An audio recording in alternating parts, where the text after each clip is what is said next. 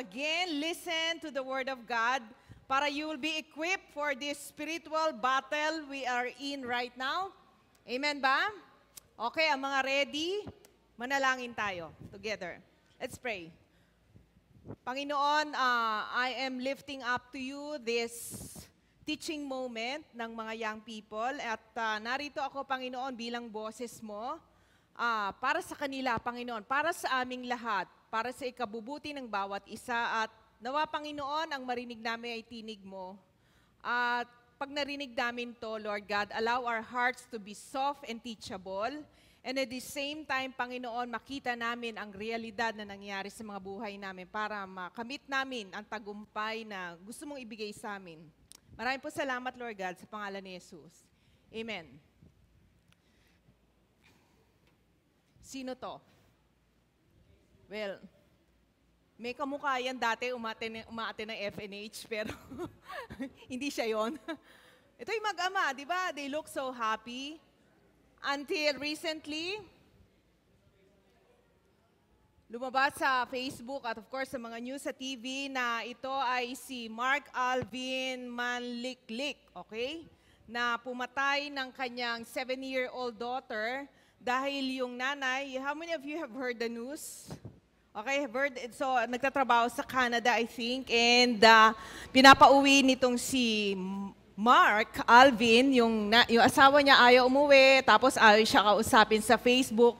So binantaan niya yung asawa niya na sinabi, pag ako hindi mo kinausap, pag hindi ka umuwi rito, papatayin ko yung anak natin. At to make the long story short, tinutuon niya yung sinabi niyang banta. At sinaksak niya anak niya. At hindi lang yun nakarumal-dumal, alam niyo naman, pinost niya sa Facebook yung mga pictures nung pinatay niyang anak. Sino sa inyo yung, nung narinig yung news na ito, parang hindi kasya sa utak niyo at puso niyo kung bakit magagawa ng isang ama, kanya sariling anak, yung ganitong krimen. Sino sa inyo na na-shock, nagalit, parang gusto niyong tirisin na parang kuto yung... Di ba parang pag nakakarinig ka ng ganyang news, parang iniisip mo, my goodness, what in the world are we in right now? Parang ano nangyayari sa mundo natin? It's so evil.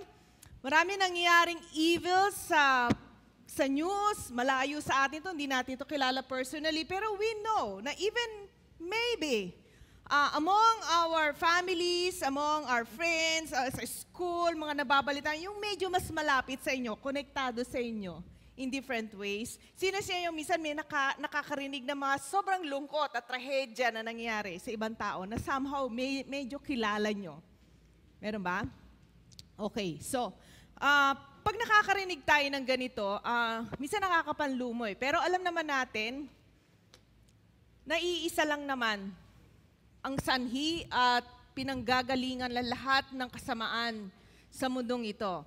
Sabi mismo ni Jesus, predicted na niya na sa John chapter 10, when He was talking about Himself being the good shepherd, na lahat makakarinig sa boses niya na nagfa-follow sa Kanya, sinabi niya ganon, the thief comes only, referring to Satan. Ano ang modus operandi ni Satan? Ano yung mission niya? Di ba? Ano yung Magna Carta ni Satan? To steal, to kill, and to destroy. So if you see any form of evil na may kinalaman o konektado dito sa mga ganitong paraan o ganito resulta sa buhay ng tao, all evil, destroying people, stealing from people, killing them, iisa lang ang source niyan, si Satan. Amen? Siya lang yung talagang ultimate kalaban ng Panginoon. Pero ganito, ang hope dito is that even though merong ganyang nangyayari, si Satan and all his demons are doing this together. Sabi ni Jesus sa mga followers niya, I have come that you may have life and have it to the full. Di ba good news yon? Amen? Amen. So there are two existing realities ngayon sa mundo natin. One is, ang kanyang misyon sa buhay, sirain ang buhay ng mga tao. At meron din namang isang person whose name is Jesus, who came and died on the cross for us and rose again from the dead so that we can have abundant life for those who believe in Him. Amen? May pag-asa. Dalawang pintuan yan, nasa sa iyo yung choice. Ngunit kadalasan, naiisip natin ganito, madali tayong maapektuhan ng mga evil or mga maling nangyayari, mga problema o trahedya o kung ano man. Sa ibang tao, di ba pag merong ibang tao na naririnig ka, it's easier for you to give counsel. Sino sa inyo nagka-counsel sa mga broken-hearted? May mga friends kayo na broken-hearted, tapos nilapitan ka kasi syempre BFF ka niya. So it's easy for you to counsel that friend of yours, di ba? Madali lang, di ba? Pag iba yung may problema, tama? Nasasabi mo yung tama yung isip mo, di ba ganon? Yung mga friends nyo, lalo na gusto nyo i-reach out sa Panginoon. Ang daling bigyan ng solusyon, ng advice, yung mga taong may problema. Pero, ganito yon. When you are aware of the spiritual battle you're in, especially kung ikaw ay mananampalataya na ng Panginoong Hesus, kung ikaw ay believer na, kasama na sa army of God, alam mo ba na ikaw din mismo ay humaharap ng mga problema tulad ng hinaharap ng mga kaibigan mo? Amen? Hindi ka exempted. Usually, when you want to do something good in this world, for your friends, for your family, may mga nangyayaring problema. Minsan, nagkakaroon ng delays sa mga answered prayers. How many of you have been praying for a long time for a specific request, tapos ang tagal-tagal na hindi pa ina-answer ni Lord? Sino sa'yo naka-experience nun? Di ba? Minsan gano'n. Minsan, hindi lang delay eh. Parang opposite pa yung nangyari. Has it happened to you? Para pinagpipray mo yung tatay mo, di ba? Ma-save siya, makilala sa Panginoon. Nung sinimula mo mag-pray, mas lalong naging mukhang demonyo, di ba? Parang ganon, mukhang demonyo, hindi siya yung demonyo, okay? Pero parang lalong lumubha, wala ng trabaho, naglasing lalo, ng babae lalo, parang, my goodness, sabi, iniisip mo, bakit ganon? Kung kailan ko nag-pray, tsaka nagkaroon ng delays. So therefore, pag nagkakaroon ng ganon, Satan starts to deceive you, lukuhin ka na, wala yun, hindi naririnig ni Lord yung prayer mo. So ngayon, you start to doubt God, you start to doubt yourself, am I doing something wrong? Bakit hindi na-answer ni Lord yung prayer ko? Bakit ako walang tagumpay sa area na ito ng buhay ko? And then you start to become discouraged. How many of you mayroong pagkakataon sa buhay nyo na discouraged ka? Sabi mo nga sa katabi mo, na-discourage ka na ba? Normal lang yon. Okay. May mga pagkakataon na dahil sa sunod-sunod, nawawalan ka na ng lakas na loob, nawawalan ka na ng courage na ipagpatuloy yung kalooban ng Panginoon sa iyo. And to the point na pagpaulit-ulit, yung source ng discouragement o yung sitwasyon na nakaka-discourage, then you start to feel defeated. There will be times na pag sunod-sunod na, tapos walang victory kang nakakamit, walang answered prayer, then you start to ask question or to doubt, wala na siguro talaga, epic fail na talaga ako. Okay? So, ibig sabihin, talo ka na talaga. So, therefore, yung pinapagawa sa'yo ng Panginoon, dahil ikaw mismo, feeling talunan ka na, paano mo papaglalaban yung mga kaibigan mo para maligtas? So, you totally delete the idea of reaching out to your friends para makakilala sila sa Panginoon or to your families para makakilala sila sa Panginoon. I mean, isipin mo, ako nga, dami ko problema eh. Poproblemahin ko pa iba. Diba? Punong-puno na nga. So, yun, pumapasok na sa isip mo. So, kailangan mong ma-realize ganito. Dito sa series nating War of the Worlds, in your mission, in God's mission to use you to win your friends for the Lord and for Christ, battles are either won or lost starting with you. Bago mo pa man makita yung panalo o tagumpay, like saving your friends, bringing them to the Lord, or gagamitin ka ng Panginoon, ma-fulfill yung purpose niya sa'yo, bago pa makita yon outside of you, the battlefield starts within you. Sabihin mo nga sa katabi mo, sa'yo nagsisimula. So therefore, yes, Satan is doing something outside of you. Of course, there are evil people like Mark Alvin Manliklik. Oo, hindi ako mag-aasawa ng ganun. Papilido pa lang, parang parang kakatakot na, di ba? So, the battlefield starts with you. So therefore, You cannot blame anyone if you're experiencing ngayon some form of defeats or hindi mo nakakamit ang mga bagay-bagay ayon sa kalooban ng Diyos sa'yo. Kasi yung battle nagsisimula sa kalooban mo, sa isip mo, and therefore very important na maunawaan mo na as there is a war between two worlds going on around you, there is a war happening inside of you.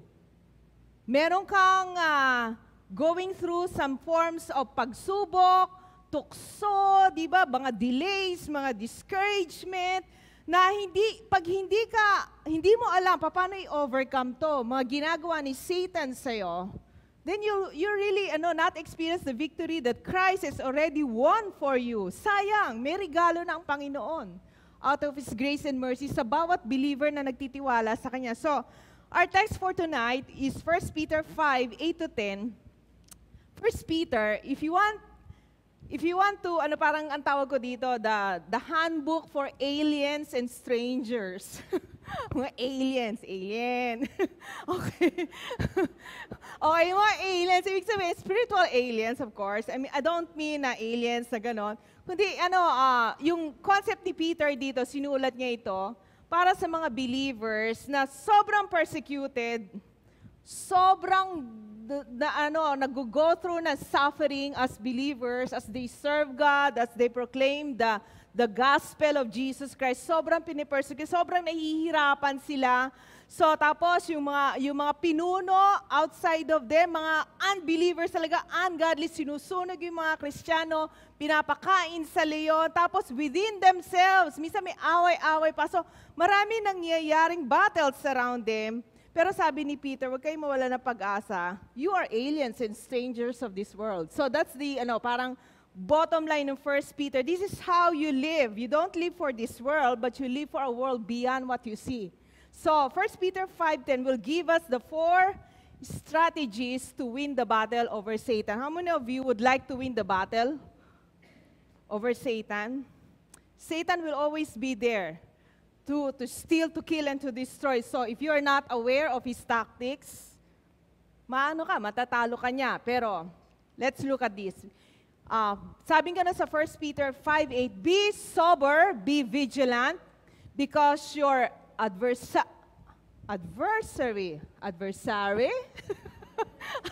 sa ang diin nito, the devil walks about like a roaring lion,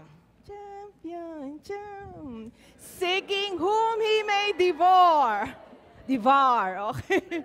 Okay.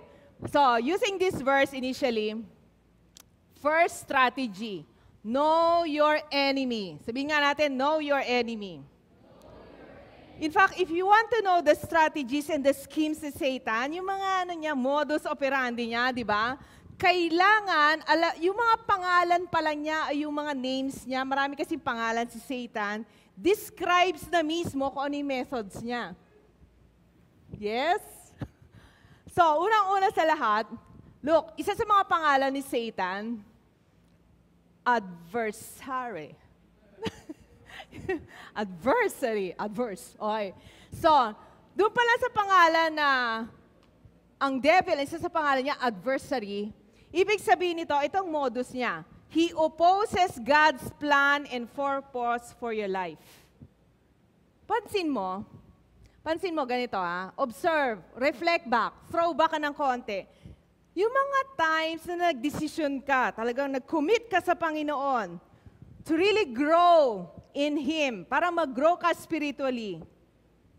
Tandaan mo, biglang nagka-problema, either sa bahay, o kaya love life, o whatever, friends, di ba? Napansin mo yung mga times na bigla mong kinumit sa Panginoon yung buhay mo. Lord, gamitin mo ako sa school ko. Gusto ko magtayo ng Bible study doon para makakilala sila sa inyo, ma-sharean ko sila.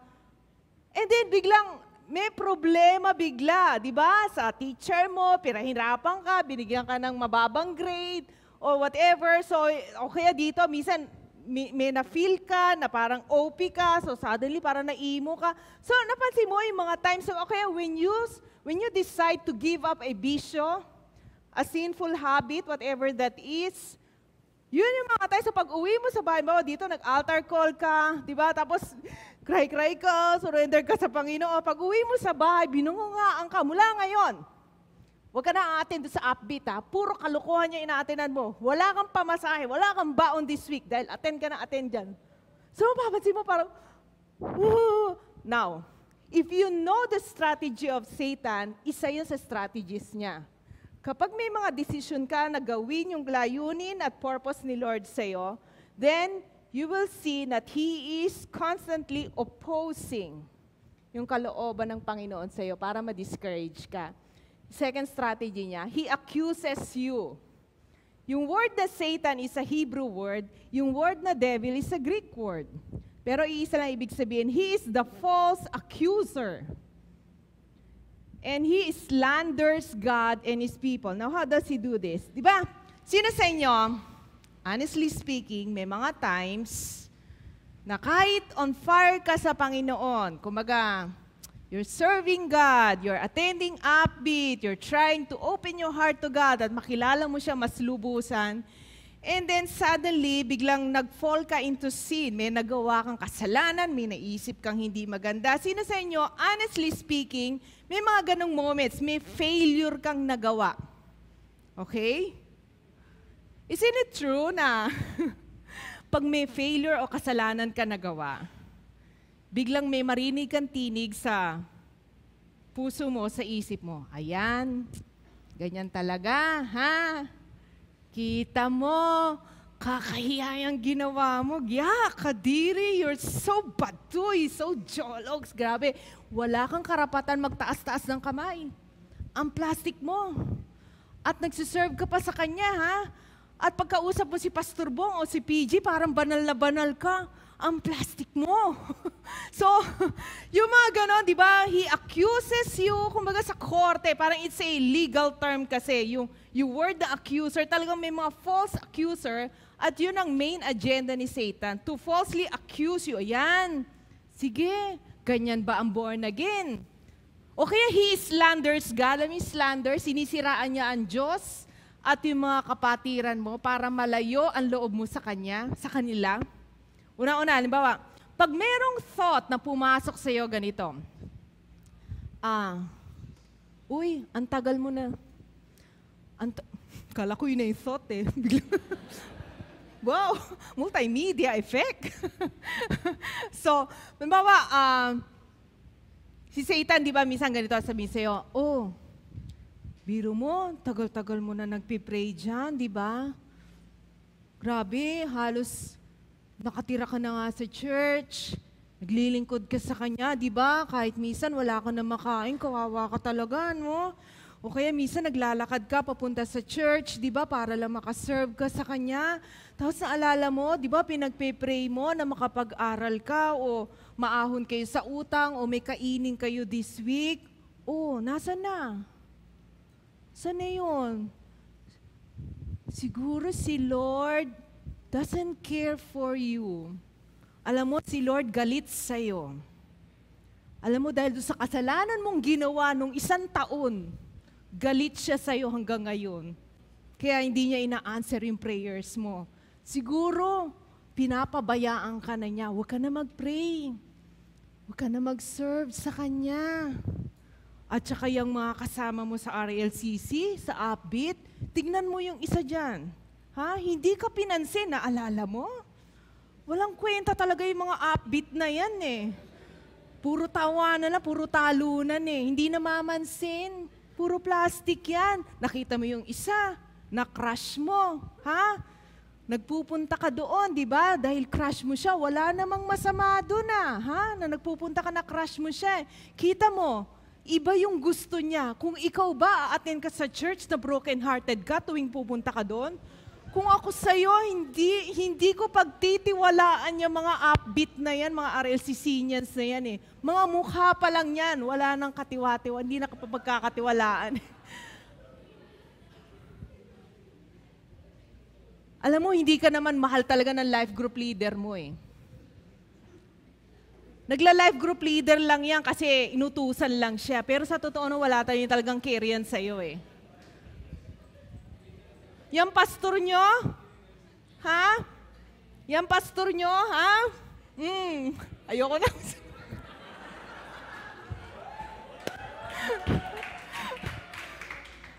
So, nagtatawanan tayo dito, pero it happens, right? He accuses you pag nagkasala ka, and then he accuses God, slanders God, chinichismisan niya si God, falsely accuses, slanders him, and even causes you to think negatively about your brothers and sisters. Why? Strategy niya is to divide and conquer. As long as he can divide the body of Christ, he won.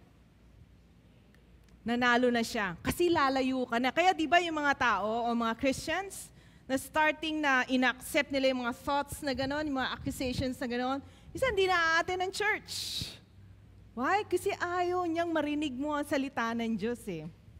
And in the context of the body of Christ, there is safety and protection. So therefore, pag naniwala ka doon at hindi mo alam ang modus niya, matatalo ka nga. And last, he is always seeking, sabing ganon, he is a devil, the adversary, and he is like a lion walking around seeking someone to devour. How many of you have watched yung mga National Geographic, mga lions? Paano sila manghuli ng mga prey nila?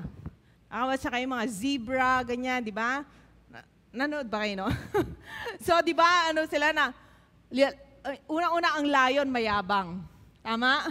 Yabang yan, parang king of the jungle yung tingin nila sa sarili nila. So, mayabang yan, titingin-tingin. Pero pa nakita na silang prey, okay, magtatago yan. Diba? Tinitingnan nila kung sino yung mga prey na pwedeng huliin. So, ganun isa sa modus to ni Satan. Now, how does it apply in your life? In this war of the worlds, the battle begins in your life, in your heart, and in your mind. You have to be aware na gumagawa si Satan ng mga traps to hurt you. Okay? So therefore, ang nangyayari ganito, kilala ka ni Satan to a certain limit because inoobserbahan niya yung responses mo sa mga sitwasyon. Alam mo, in a way, kilala kami, either siya o kaya a demon or demons around you observing how you respond. Kaya nga when you're doing something in secret, you're thinking na ikaw lang yung nakakaalam nun. First, God knows it. Pangalawa, syempre ikaw. At pangatlo, si Satan nakatingin, ito pala weakness niya. Dito natin ito itumba. Para itong leader na ito, ma-feel condemned siya, hindi na siya mag-worship kay Lord, hindi na magli-lead, hindi na magre-reach out sa kaklase niya. Ito pala weakness nito. Okay? He observes you. Pag ang weakness mo, emosyon, love life, He will bring along somebody beautiful or pogi to tempt you. Para nga naman, dahil weakness mo yung emotion mo o feelings mo, di syempre doon ka na ma-attract. Si Satan pa naglalagay ng trap, attractive siya. Or else, useless yung trap niya. Okay? So there may nakita ba kayo na mangingisda, naglalagay ng, di ba ano yung nilalagay nila sa dulo? Bulate? Meron pa ba iba? May nakita na ba kayo mangingisda na naglagay ng giraffe dun sa para mahuli ng tilapia. Siguro sabi nung tilapia, ano to? Grabe, ang hirap-hirap na nga dito, sikip-sikip, may giraffe pa. So kumbaga, di ba, parang insane. So ang isda na-attract sa bulate. Alam ni Satan, ano yung weakness mo, ano yung needs mo ngayon, and then he will give you some alternative solution o counterfeit solutions para ma-attract ka doon sa trap niya, and then you will make you fall. He's like a roaring lion, so lalamunin ka ng buhay. Ganyan ang mga lions, diba? Lalamunin ka ng buhay. Now, first strategy is know your enemy. Second strategy, sabing ganon dito, be sober-minded. Doon sa 1 Peter 5, di ba? Be sober-minded. Ano ibig sabihin na sober-minded? Ibig sabihin nito, para maintindihan nyo, yung opposite ng sober is lasing. Ito, sa lumang buhay nyo, kunyari, lumang buhay, no? Hindi ko natatanungin, present buhay.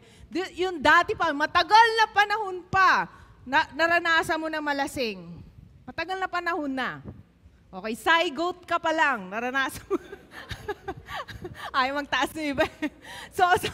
So somehow, di ba, alam mo na, nakakita na kayo na lasing. Tatay nyo na lasing, okay? Or kapatid nyo, di ba, ang mga lasing, usually yan, di ba, nawawala na self-control yan, tama? Di ba, parang yung mga senses mo, ability mo to control your senses, parang kaya mayabang yan, di ba, paglasing. Tapos na isasambulat niya lahat na saloobin niya, kasi hindi niya na makontrol eh. Yung psychomotor niya, yung emotion, hindi niya na makontrol, parang wala na siyang awareness, una sa sarili niya, tapos yung nangyayari sa paligid. Kaya di ba mga lasing, minsan, best friend mo naman, tito mo, kamag-anak mo, naglalasingan kayo, di ba? Napansin niya sa mga dati sa Quiapo, araw-araw na lang. Magkakamag-anak to, magkaka-best friend, tapos mamaya, grabe, wala sinabi sa lolo ko, kaya yan, ay, nako. Tapos mamaya-maya, bigla ka marinig, magmumura na, tapos mamaya, away na sila, saksakan na, ganyan, gulpihan na. So, bakit gano'n? Kasi lasing sila eh.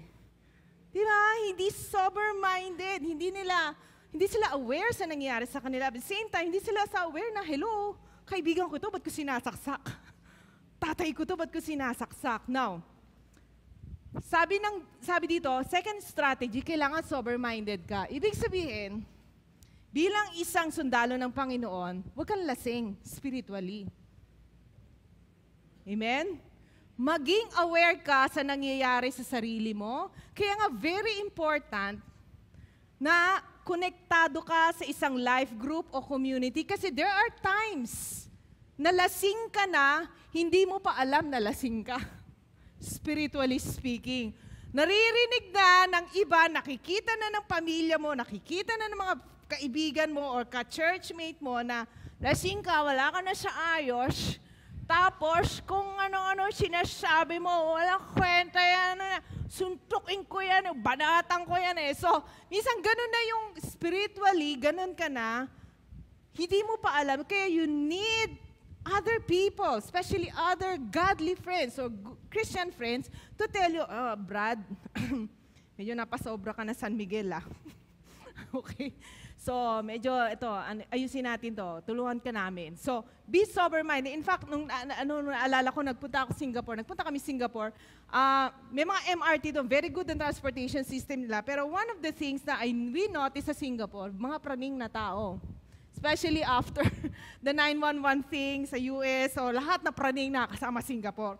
So, every time, ganito, sasakay kami MRT, sa lahat ng paligid, may ganitong mga tungkol sa terorista. Okay? Tapos, pagsakay mo ganito, habang naghihintay ka, di ba? Merong video dyan sa loob ng MRT, nakalagay doon. Tapos may nakalagay doon, sabi, if you see any suspicious-looking people, report o call. Ganyan sila magsalita. Walang letter L tsaka R.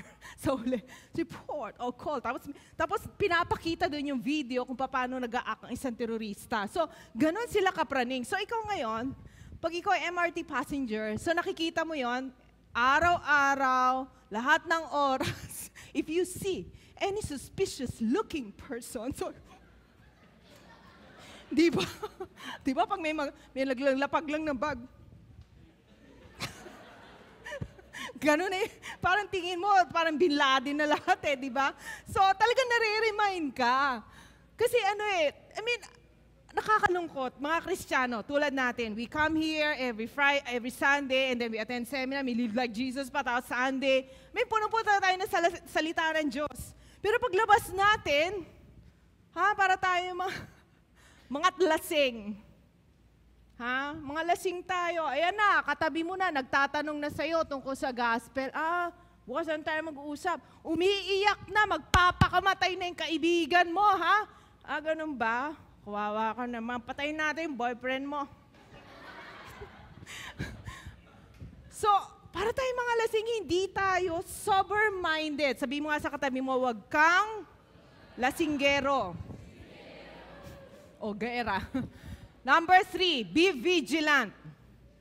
Be vigilant. Now, in order for you to understand this word, third strategy para you will win over yung battle mo over Satan, magkaroon ka ng victory in Christ, ma-experience mo yon. Let me illustrate it in this way. How many of you have experienced this kind of picture na sa isang araw, halimbawa, o sa isang linggo, parang lahat na ata ng klase ng problema o masakit na salita o temptation, parang dumating nung araw na yon. How many of you have experienced that? Yung parang sunod-sunod, ha? Paulit-ulit, parang gano'n, paulit-ulit, grabe. Parang naano ka na, parang natabunan ka na ng tsunami na parang to the point na iniisip mo, Lord, kunin mo na ako o kunin mo sila. Ha? Kunin mo na sila, no? Kung hindi mo ako kukunin. Tama na, ayoko na. Tapos imo ka na, di ba? Minsan yung isang young person, naalala ko nung ako'y bata at saka nung teenager pa lang ako. Tapos, di ba, Christian na ako and then, syempre may mga young people, mga college students na kasama ko noon sa FEU na, syempre, I'm trying to share the gospel with and then discipling them. So, may mga times na talagang parang tinambakan ng langit at lupa ang mga buhay namin o nila. No? For example, halimbawa, nagsimulang makinig ng Bible, tapos tumanggap sa Panginoon, tapos eto na, bumagsak yung grade. Pag uwi sa bahay, pinagali. Tapos, nung kailangan magbayad ng tuition, dahil ano yun Institute of Medicine, walang pambayad. Hindi maka-exam ngayon. So ngayon worried ka, no? Bumagsak ka na nga. Tapos pinagalitan sa bahay, nag-away ang mga magulang. Tapos walang pambayad sa tuition.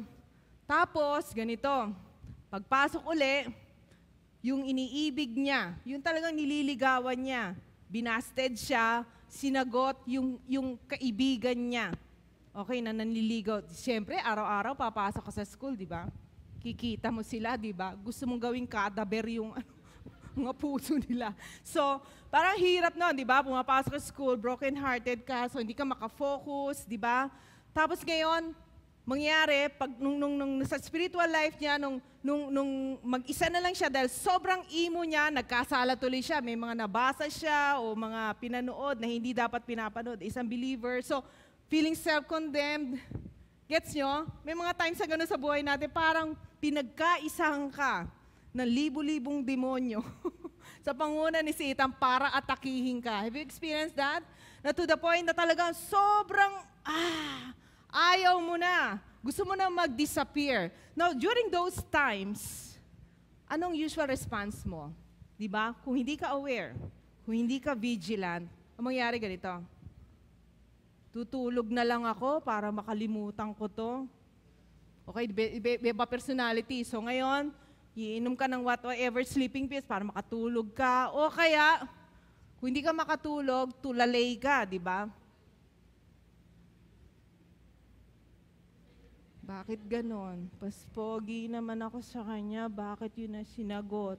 Bakit? Ako naman nagbigay ng So, yun, tutulala ka na. Okay, tapos sisimula ka na tamarin, mag-quiet time, kasi what's the use? I mean, when you read the Bible, you don't get instant results, right? Wala ka namang parang biglang nung nagbasa ka, biglang may dumating na yung crush mo, siya yung sumagot sa'yo. Di ba? Wala namang ganon, hindi instant yun. So, when you're trying to do your quiet time, reading the Bible, attending sa service, parang hindi ka makafocus, parang wala kasing benefit na instant. So, imo ka na ngayong ganito. So, nakatulala ka lang ganon. Now, the word vigilant means wake up. Sabi mo nga sa katabi mo, hoy, gising! Di ba minsan pag ganong sobrang tulala ka na, sobrang depressed ka na, sobrang autistic ka na. Di ba? You have your own world, di ba? Not to put down the autistic, pero sobrang ganon na yung pakiramdam mo. Di ba kailangan may kumalug si, huy! Huy! Gising! Di ba pag nagising ka gano'n, sandali, nga pala, no? Bata pa ako, may pag-asa pa ako sa buhay, at higit sa lahat, ang Panginoon may plano pa sa akin. Bakit ako nagkakaganito? Hoy! Gising! So, minsan, kailangan mo talaga mga kaibigan, at kailangan mo maging aware na pag dumarating yung mga oras na yon, si Satan talaga gusto kang i-put down at gusto kang spiritually patulugin para wala kang gawin na aksyon against Him and for God. Yun ang gusto niya. Years ago, meron ako nakasama sa bahay. Kung matulog, parang tulog mantika. Meron ba sa inyong ganyan? Grabe, umalis kami, may seminar kaming ginanap, tapos dumating kami bandang hapon yata noon or maggagabi na. Katok kami ng katok kasi wala kaming susi, no? Nasa apartment pa kami noon. Katok kami ng katok. Ay! Ay! Tapos hanggang sa talagang na, yung pinto, bagog, bugog. Tapos, bintana, ay! Hindi ko na sabihin pangalan. Gumising ka! At talagang wala talaga. Tulog mantika. Kulang na lang. Kumuha ako ng Goodbye Philippines. Pasabugin ko para magising Alam niyo, maraming Kristiyano, minsan sa sobrang overwhelmed na sa problema, wala ng spiritual disciplines, hindi na aware na he or she is in a spiritual battle, tulog mantika. Pinagpipiestahan ka na ng kaaway. In the meantime, habang nangyayari yun sa'yo spiritually, marami kang kaibigan, sinisira niya lalo ang buhay at nilalayo ng higit-higit pa sa, from the Lord, di ba? Pati pamilya mo ngayon, hindi mo ma-save because you're tulog mantika, you're tamad, you're tulalay na Kristiyano. So be aware, be vigilant. Sabi mo nga sa katabi mo, gising. Gising. Tapikin mo, baka tulog na yan ngayon. Ha? Okay, last strategy. Sabi nga nun sa verse 9, resist him, standing firm in the faith, because you know that the family of believers throughout the world is undergoing the same kind of sufferings. Now, one thing that you need to do is that don't ever think na ikaw lang ang nag-go through ng sufferings. Amen? Maybe there are other people, maybe greater pa yung sufferings nila. At least may kinakain ka, at least mukha ka maayos ngayon. Amen? Nasa aircon room ka, sa kagitna ng summer heat ngayon. Praise the Lord. Amen? And praise God, nasa school ka, nag-aaral ka, marami pwede pasalamat sa Panginoon. Ngayon, pag nag-focus ka, naimo ka na, okay? Sa sarili mo, iniisip mo lagi yung, ito, ako na pinakakawawa, lagi na lang ako, talagang ganito talaga ako, naku, walang nagmamahal sa akin, walang tumatanggap sa akin, kahit na sa api, di nila care kung nandyan ako, wala. Wala talaga. Wala talaga magyayari sa'yo. Pag gano'n ang isip mo, lagi may isipin, I'm going through something. Meron suffering, may persecution. Yes, nag-fail din ako. I mean, all this put together, sandali, I'm not exempted. There are other brothers and sisters in Christ na maybe, not just maybe, it's true, maybe going through the same sufferings I'm going through, maybe different din, mas worse pa sa akin. Na huwag kang maging parang yung gano'n, pag nagsimula ka na mag-focus sa sarili mo, hindi ka na makakaserve sa iba. Amen ba? So sabi nga nun dito, receive sin, standing firm. So the fourth strategy is resist Satan by faith. The greatest weapon that you can ever have or you can ever use to resist Satan is yung kung ano yung pananampalataya mo, kung ano yung pinaniniwalaan mo, kung ano yung pinagtitiwalaan mo, at sino pinagtitiwalaan mo, doon nakaangkla lahat ang pag-resist mo kay Satan. Maraming Kristiyano ganito. I came from a very, alam mo yun, Pentecostal, background. Parang speaking in tongues, casting out demons, minsan may mga tumba-tumba na gano'n. So, galing ako nung kabataan ako sa ganong klaseng tradition or church. So, minsan merong mga kabataan nung mga panahon na yun. Lagi nilang ganito, sinasabi nila, pag may galit sila sa magulang nila, okay, magulang nila may ginagawang masama sa kanila o kaklase nila o whoever, in Jesus' name, pinapalayas ko yung galit na yan sa pangalan ni Jesus. Okay, in Jesus' name, the spirit of anger and bitterness, I remove it in Jesus' name. Mga ganyan pa, no? So talagang nanginginig pa kung in Jesus. Minsan ginagawang formula lang, no? Parang magic, no? Okay, so alam mo, sa totoo lang, kahit anong gamit mo ng in Jesus' name, kung walang laman yung pananampalataya mo, you cannot resist Satan. Because Satan's main strategy is to cause a lie and make it appear to be truth. Do you remember the movie Liar, Liar? How many of you have watched this? Si Jim Carrey, tama ba? Jim Carrey, tama? Lawyer siya, kaya magaling siya. Siya ay, ano tawag doon? Ano yung ano tawag sa chronic liar, compulsive liar. Talagang lahat ng lumalabas sa bibig niya, talagang puro kasinungalingan o half-truth. At tapos kaya nasisira yung pamilya, relasyon niya sa anak niya. Now, ganyan si Satan. Hindi naman niya sasabihin sa inyo, ultimately, yung 100% lie. Ang usually gagawin niya, i-combine niya yung katotohanan, 50%, tapos lalagyan niya ng 50% na kasinungalingan. And make it appear na truth lahat yon. Nagets nyo? Ganun siya mag-package. Ang galing na marketing director nito di ba? Siguro BS Marketing. Ano ba tawag doon? Marketing yung natapos nito. Ang galing, multimedia to. Grabe mag-package, pati sa Facebook.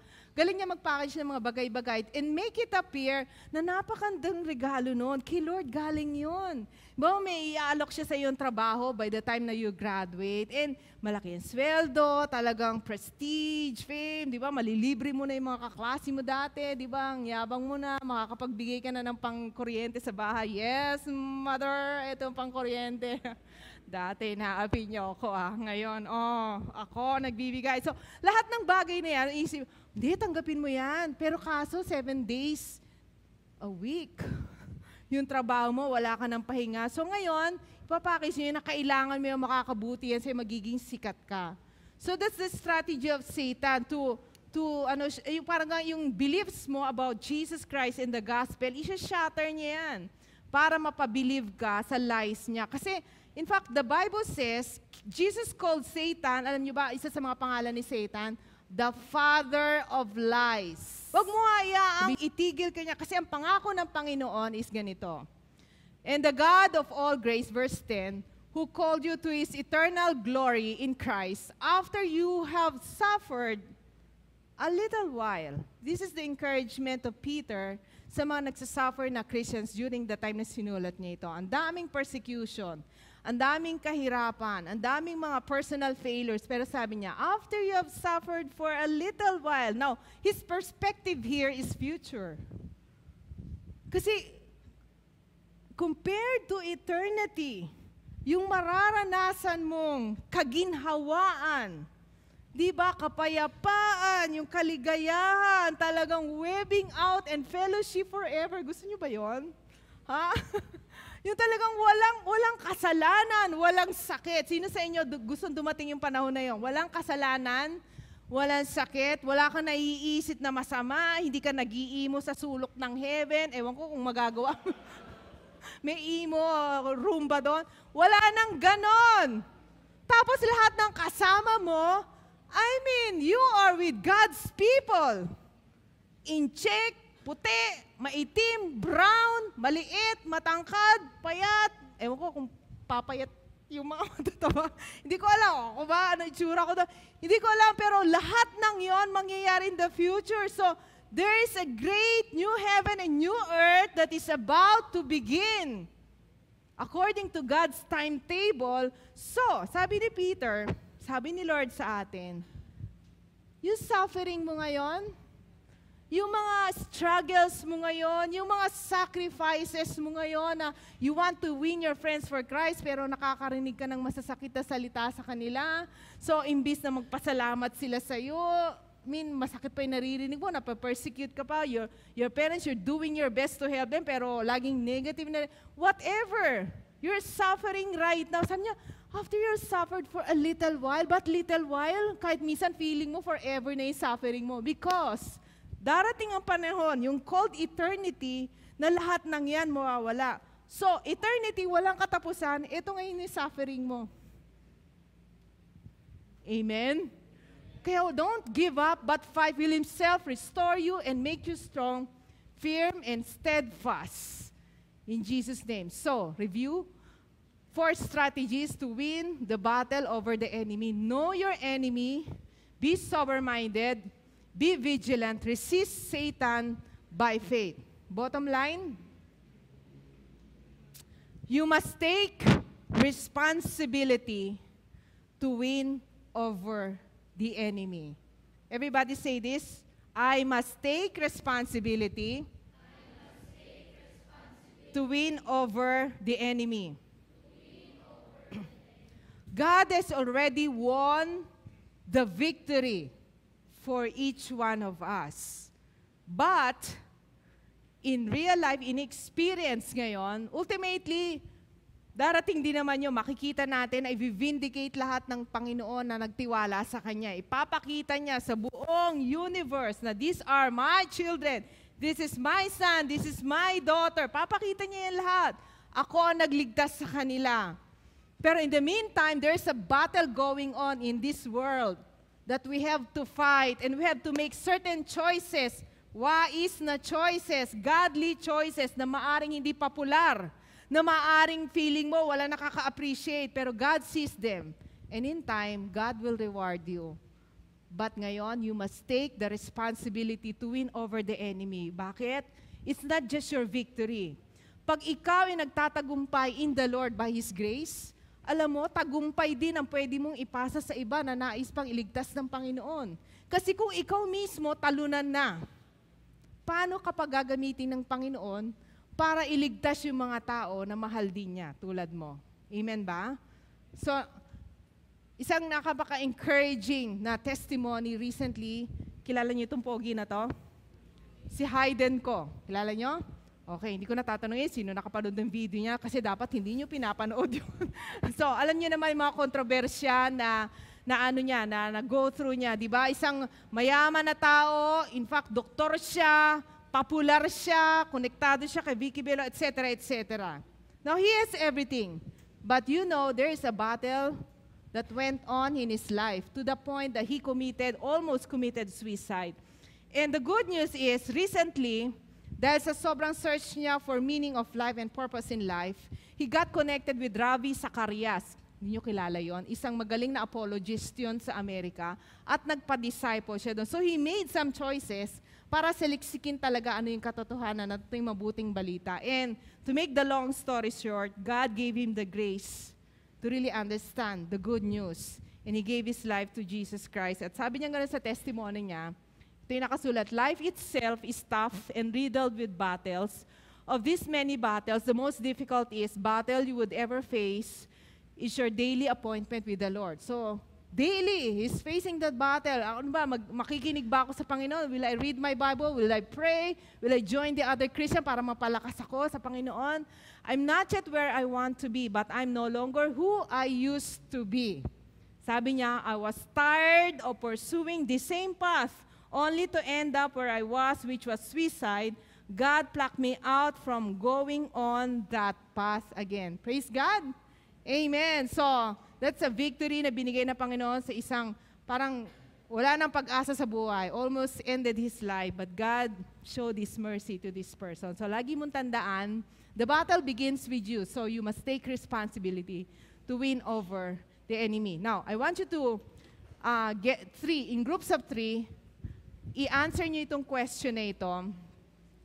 Now, not everyone should be answering the same question kasi baka maubusan kayo ng oras. So, groups of 3, answer niyo lang ito, 1, 2, 3. Okay, tigi-tigisa. Sige, game.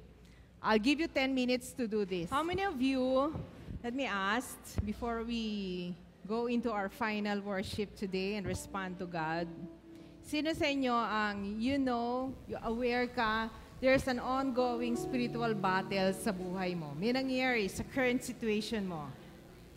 Okay, either pamilya, kaibigan, whatever, anumang areas ng life mo. Okay? So, mahalaga na aware ka eh.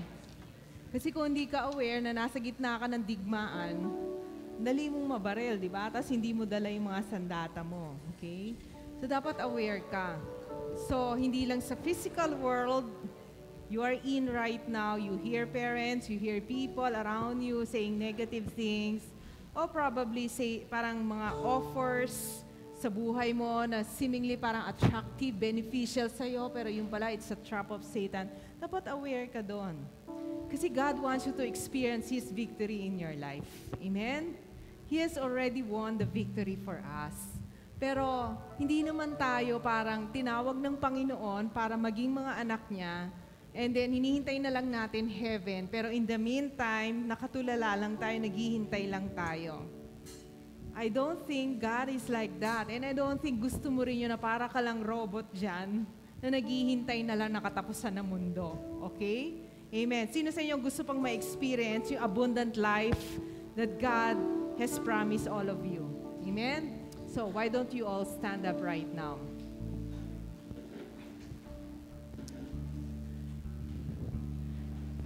It is very important. Yung last question kanina sa discussion nyo, what promise of God ang alam mo, hindi lang alam here, kundi pinagtitiwalaan mo, sa puso mo, 100% na alam mo na, Lord, totoo ito. Kahit hindi ko pa nakikita ito sa buhay ko, totoo ito. Kahit na meron ako mga trials, kahit nag-fail ako, o parang ang dami nangyayaring magulo ngayon sa buhay ko, totoo ito. What are those promises na nasa salita ng Diyos, ang kiniklaim mo lagi sa victory mo in the Lord? Okay? So, i-review mo yun. I mean, whatever you're going through right now, the Bible says na since you are children of God, you have overcome them, and greater is He who is in you than the one who is in the world. 1 John 4:4. Amen ba? How many say amen? Greater is He, Jesus Christ, who is in you than the one. Sabihin, si Satan yun and all his alipores dyan. Who is in the world. Mas malakas yung puwersa na nasa loob mo, nasa buhay mo. Walang makakatalo sa'yo unless i-permit mo sila. Pero ultimately, alam nyo, talo rin ng Panginoon si Satan. Amen? He has already won the victory on the cross when He rose again from the dead. Grabe, we have new life in Christ. And you know what? Yung resurrection power that made Jesus rose from the dead is living inside of you. Meron pa bang mas malakas na powers doon? Wala na. You know what? Sabi sa Romans 8:28, whatever is happening to you, evil people, your failures, problema ng mundong ito, ng pamilya mo, wala kang pera, hindi ka makaaral o nag-aaral ka, nahihirapan ka, whatever is happening to you relationally, spiritually, financially, God works out everything, kahit yung evil na nangyari sa'yo, God works out everything for the good of those who love Him and are called according to His purpose. Romans 8:28. And Romans 8:37 says, we are more than conquerors through Him who loved us. Amen ba? Alam nyo ba na mahal kayo ng Panginoon? Sino naniniwala, sobrang mahal ka ni Lord? You are more than conqueror because of Jesus Christ. So, sino paniniwalaan mo? Yung ama ng kasinungalingan o ama natin sa langit at ang ating Panginoong Yesus na walang bahid ng kasinungalingan o sa kasamaan sa Kanya, kundi katotohanan lamang at buhay na walang hanggan ang nais ibigay sa iyo. Amen? So this song that we are about to sing is entitled The Anthem. Estudyante kayo, tama? And every time, di ba, an anthem is sung, di ba, bago magsimula ang klase, di ba, nakaganyan kayo lahat. Bakit? Bakit kinakanta natin ang national anthem? Kasi required. Definitely, there's a reason behind it, okay? We sing the national anthem. Iniisip ko lang, because it is our identity as Filipinos, di ba? Mula nung kanununuan pa, tayong mga Pilipino, bayang magiliw, perlas ng silanganan. Kinakanta natin yan araw-araw sa lahat ng pagtitipong formal, sa eskwelahan, sa boxing ni Pacquiao, lahat yan. Parang paalala sa atin lahat na tayo ay mga Pilipino. Itong aawitin natin is entitled The Anthem. Ito yung anthem ng buhay natin. Amen? Bilang believers, are you ready to declare yung victory that we have in Jesus Christ? Amen. Let's sing this with all our hearts right now.